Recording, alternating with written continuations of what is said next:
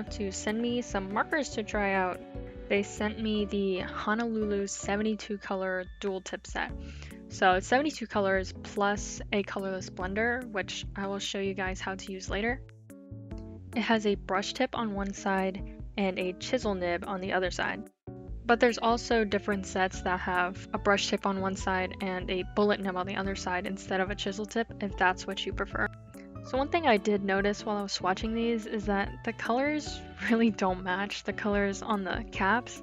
Like it's not even close, I'm not even gonna lie. But they did give me these color swatch sheets to swatch all the markers with the labels, which is really helpful to refer back to. So I'm going to talk about the colorless blender marker now. The name is a little deceiving because it sounds like it's used to blend two colors together, right? But it's basically just like the alcohol without color.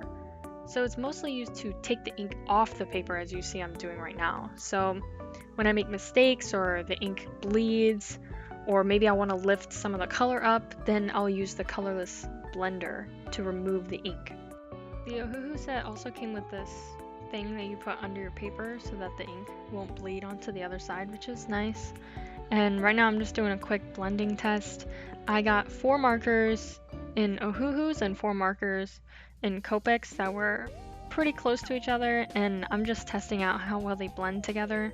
I'm gonna go more into detail comparing Copics and Ohuhus later on in the video, but at first glance, like, I have high hopes for Ohuhus. I think they blended pretty well. And like just next to the Copics, they look almost identical to me. A lot of people ask me what pens I use for line art with alcohol markers, so they don't bleed with the markers. For colored line art, I like to use Papermate Flair pens, and I also use Tombow dual brush pens, like the other side that's not the brush tip. And for black line art, I use microns or I use Copic multiliners. But I won't lie, sometimes they still do smear and bleed. Like, I don't know why sometimes it does and sometimes it doesn't. I'll leave it to dry for a while and it still will. I don't know. But for this drawing, I mostly used the Ohuhu liner set that they also gave me. And to be honest, they're almost the same as Copic multiliners. Like, I didn't really feel a difference while I was using them. So for people who don't know, I almost exclusively use Copic markers for coloring all of my art, and I actually started out with Ohuhu markers in 2018 before I even touched Copic markers. I just really wanted to try out alcohol markers, but I didn't want to spend so much money on Copics, and like, what happens if I end up not liking alcohol markers? Then I would have just wasted a bunch of money. So I did some research and I found these Ohuhu markers, and they seemed like a really good, cheaper alternative to Copics, where I didn't have to, take out a loan to buy them. And they're okay, they did the job. They had a bullet nib, which is okay, but it's harder to like blend and get finer strokes. And the ink, it was okay. Like, it could have been better, the formula. And there was also a really strong smell. And eventually I upgraded and I invested in some Copic markers. I bought the 72 set A, and then about a year later I bought 72 set B, and those have basically I've been using them for 3-4 years now, and if they run out I just buy refills. But even buying refills, it's still expensive. And I started seeing people use Ohuhu markers again, and I noticed that they had a brush tip now, and I was like, wait a second, this is a game changer. Brush tips are just so much easier to blend and to get thinner, fine lines compared to bullet nibs. So I was about to just go out and buy some Ohuhu markers, and then Ohuhu actually reached out to me and asked if they could send me some markers for me to review, and I was like, yeah. So it's pretty cool that I started out with Ohuhu markers and now they're sending me markers to review. How cool is that? Obviously my review is not going to be swayed by them just sending it for free. I was literally going to buy it anyways, and they're not paying me for this, by the way. I do have an affiliate link in the description down below where if you use that, I will get 10%, but it's not like coming out of your pocket, you know? It's the company giving me 10% of the earnings. So, I mean, if you're gonna just buy them, you can use my link, like... Okay, but anyways. So, it's pretty cool that I can compare the Ohuhus now to their old markers, and I can definitely see that they have improved. The ink formula feels a lot smoother, it feels better. There's no intense smell anymore, which is awesome because the old markers definitely gave me a headache every time I used it.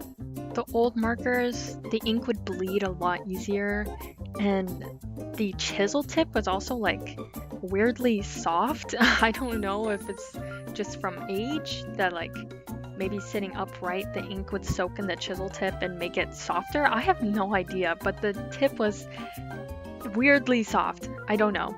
But the tip on the newer markers are pretty firm, which is nice. For coloring skin, I like to put the lightest color down first and then build up with layers. And with these markers, since I was a bit limited with the colors I had, I went back actually with the same shade to add in some subtle shading, and then I went in with a slightly darker marker for the heavier shadows. And I also like to do a little outline around the shadow. Now, talking about my experience with using Ohuhus in this drawing, I feel like the colors laid down relatively flat. It wasn't very streaky, and it was easy to build layers, and shading was pretty easy.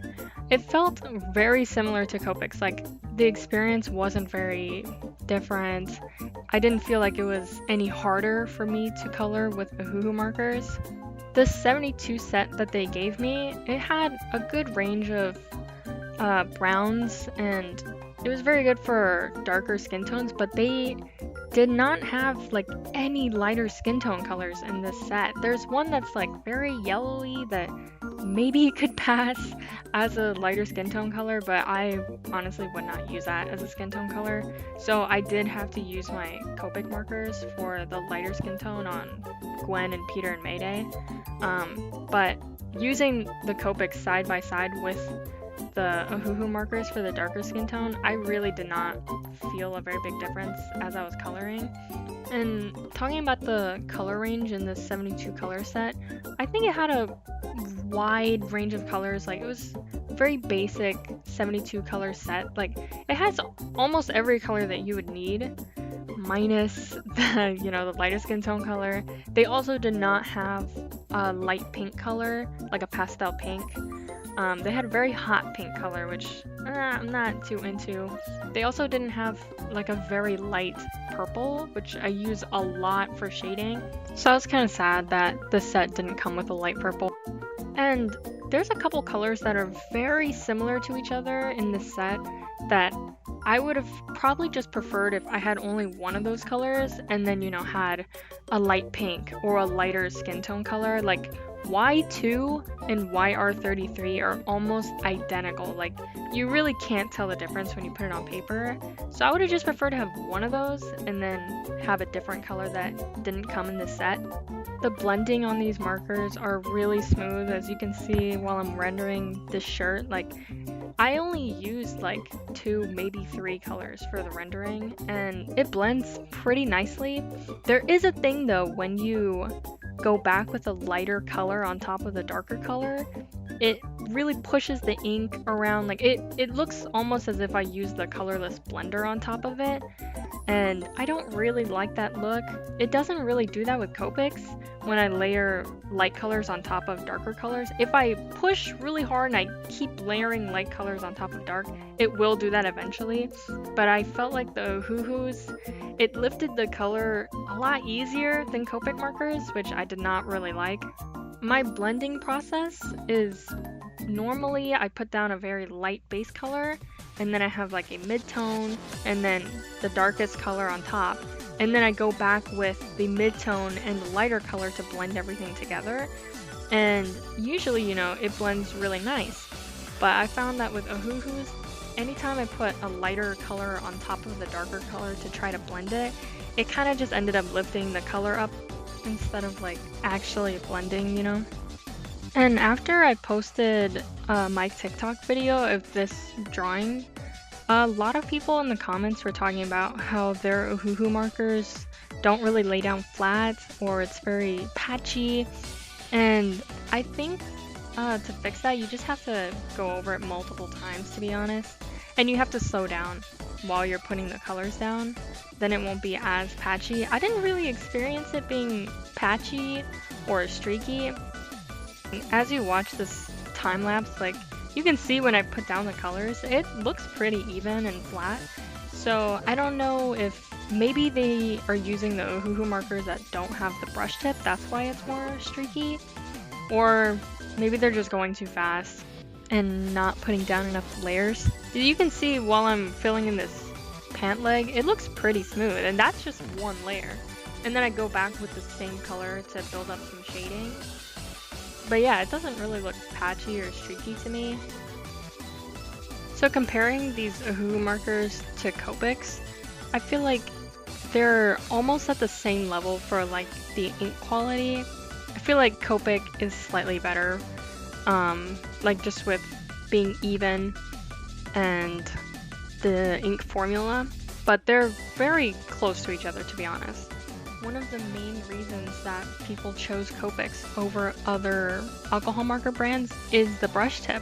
A lot of the cheaper, more affordable brands did not come with the brush tip, so I feel like Ohuhu is coming out with brush tip markers now is a really big game changer. The Ohuhu brush tips are a little bit more firm than the Copic brush tips, but I don't think that's necessarily like a bad thing. It really comes down to personal preference. I did not mind either. I think both are good. They both also have a very wide color range. Copics have 358 colors, and Ohuhu actually has 460 colors. But, I mean, nobody needs that many colors, to be honest. But it's nice that you have a selection to choose from. Like, if you watch me render this puffer jacket, I only use 3 colors to render this whole thing. I used a very light shade, and then a mid-tone, and a very dark shade. Another thing that Copic had that a lot of other brands didn't have was that you could buy individual refills for a marker that dries out, so you don't have to buy, you know, a whole set just to replace a couple dried out markers. But Ohuhu has picked up on this, and they actually started making ink refills, which is awesome. The biggest con of Copics is most definitely the price. And that's why a lot of people look at Ohuhus, because they're so much more affordable. I mean, that's what I did in 2018 when I was trying to get into alcohol markers, and Copics are just so expensive, so that's why I bought Ohuhus. The Honolulu 72 set that I'm using in this video, on the Ohuhu website right now, it's $70. And the Copic Sketch 72 set A on Amazon, it's $269. So it comes down to about $3.74 for one marker, when for Ohuhus, it comes down to about 97 cents for one marker. And when you want to buy just an individual Copic marker, it's usually between $5 to $8 depending on the color. So I think Ohuhus are just a better option to buy, especially if you're a beginner and you just want to see if you like alcohol markers, or maybe Copics are just too expensive, but you still want something quality, then I would definitely recommend Ohuhu markers. Also, if you damage your nibs, for Copics you have to buy a replaceable nib, but apparently Ohuhu markers, you can just take the damaged nib out, and then on the other side there's a new nib that you can use. So you just flip it, and then now you have a new nib. And speaking of damaged nibs, that can happen a lot of times with the kind of paper you're using.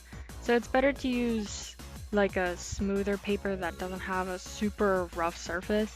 Like, I don't really like using watercolor paper because it's very rough and it will damage your nibs over time. And also, watercolor paper is meant to absorb a lot of water, so it's going to soak up a lot of your ink. So I actually prefer using mixed media because it's kind of like a in between of watercolor and marker paper. I'm not too fond of marker paper actually. I think it's just the way the colors lay down on the paper. Like I can only get so many layers before the paper just stops like soaking in the ink, and now I'm just like pushing around the ink on top of the paper, and I didn't really like that. So that's why I like using mixed media paper, but there is a risk for like damaging my nibs. But I think it's better than watercolor paper. And I like the thickness of the paper, so I'm gonna keep using it. I'm gonna talk a little bit about how I'm rendering this jacket because I did have a lot of people ask. I use a reference, obviously. There's no way I could do this without a reference. But the first step is just to block out the most basic shapes. And then from there, you add details. Don't add the details first. I see a lot of people try to do that, and then the rendering just ends up looking wonky. It just doesn't look realistic like the way they want it to look. So you have to start with a very light base color and then build up the shapes, build up the layers, and then at the end you add in details, especially with that white paint pen. That will definitely help bring out the details. And if you've been watching me use that white paint pen to add highlights, you see that I smudge it a lot, like with my finger, because I don't always want it to be a super opaque white color, you know? You can smudge it and then go on top of it again with alcohol markers, and it gives this really cool effect. A lot of the times if I mess up while coloring, or maybe I accidentally made something too dark, usually if it's a small mistake, I'll try to fix it with the colorless blender, but if it's like a big area that I totally messed up, then I'll take that white paint pen, which is, by the way, a Uniball Signo pen. I'll take that and I'll just like color all over the whole drawing, and I'll smear it with my finger, and then I'll go on top with whatever lighter color I want, and generally it still looks good. It doesn't look like, you know, I scribbled all over it with the white pen, but that's one way I've saved my drawings. Quick interjection, but I realized I can use my Ohuhu markers with my Copic airbrush system, which is very cool. Before I figured that out, I thought that was the one thing that Copic had that Ohuhu didn't, was that Copic has an airbrush system. But the Ohuhu markers work with it too, so the rest of the speed paint is kind of just like basic coloring. It's nothing too special. So I'm just gonna skip through a lot of it. I guess I'll talk a little bit about my drawing process because a lot of people ask me like, how do I even like start something like this? I actually sketch everything digitally first now. I used to do it traditionally, but it's just so much easier to do it digitally. Like you can move things around, you can flip the canvas, and it's just easier.